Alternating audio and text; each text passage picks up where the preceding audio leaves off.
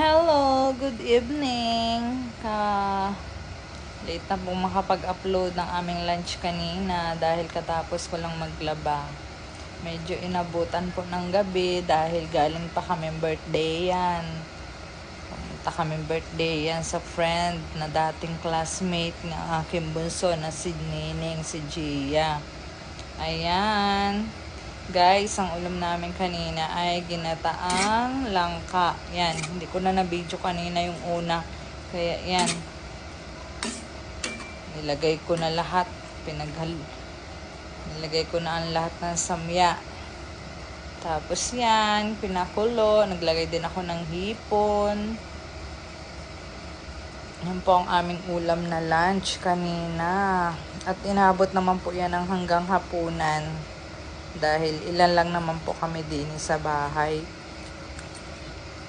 Ay, nakakapagod itong Sabado dahil anong dami ko pong nilabhan. Dahil hindi kami lagi makapaglaba din sa bahay ng mga panglaka dahil din po'y nag-renovate.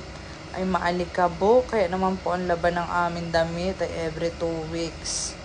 At talagang tuwing weekend lang. Dati po naiisingit ko ang paglaba kahit weekdays kapag maaga nakakauwi galing trabaho ay ngayon po ay hindi dahil talagang sobrang alikabok dito sa amin. Naku guys, buti pa ata kayo at nakalaban na ako ay kakasampay lang. Tapos yan, balik po tayo sa akin niluluto. Malapit ang maluto, nilagay ko na din po yung ceiling green. Yan. Guys, thank you sa inyong support at sa panonood sa aking mga video at sa pag-engage sa aking mga posts. Thank you, thank you.